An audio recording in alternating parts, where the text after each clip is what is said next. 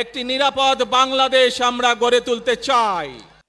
আজ আমরা যদি সকলে প্রতিজ্ঞাবদ্ধ হই, তাহলে আমরা এই লক্ষ কোটি মানুষের সেই প্রত্যাশাগুলো পূরণ করতে পারি ইনশাআল্লাহ।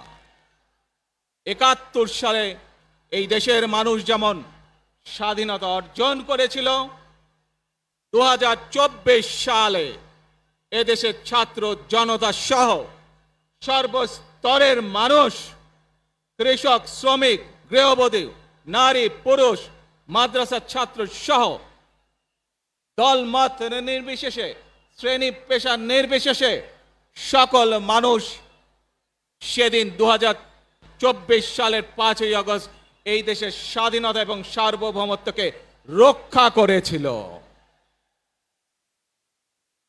প্রিয় ভাই বোনেরা, আজ বাংলাদেশের মানুষ কথা বলার অধিকার ফিরে পেতে চায়। তারা তাদের গণতান্ত্রিক অধিকার ফিরে পেতে চায়। বাংলাদেশের মানুষ চায় তারা তাদের যোগ্যতা অনুযায়ী ন্যায্য অধিকার পাবে। প্রিয় ভাই বোনেরা, আজ আমাদের সময় এসেছে সকলে মিলে দেশ গড়ার। এই দেশে যেমন পাহাড়ের মানুষ আছে, এই দেশে একইভাবে সমতলের মানুষ আছে। এই দেশে মুসলমান, বৌদ্ধ, খ্রিস্টান, হিন্দু সহ বিভিন্ন ধর্মের মানুষ বসবাস করে। আমরা চাই সকলে মিলে এমন একটি বাংলাদেশ গড়ে তুলব আমরা, যেই বাংলাদেশের স্বপ্ন একজন মা দেখেন, অর্থাৎ একটি নিরাপদ বাংলাদেশ আমরা গড়ে তুলতে চাই।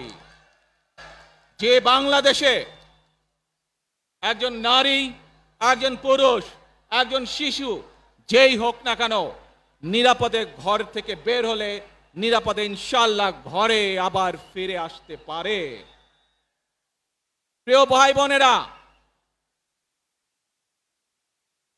এই দেশের জনসংখ্যার অর্ধেক নারী, ৪ কোটিরও বেশি তরুণ প্রজন্মের সদস্য, ৫ কোটির মতন শিশু, ৪০ লক্ষের মতন প্রতিবন্ধী মানুষ রয়েছেন,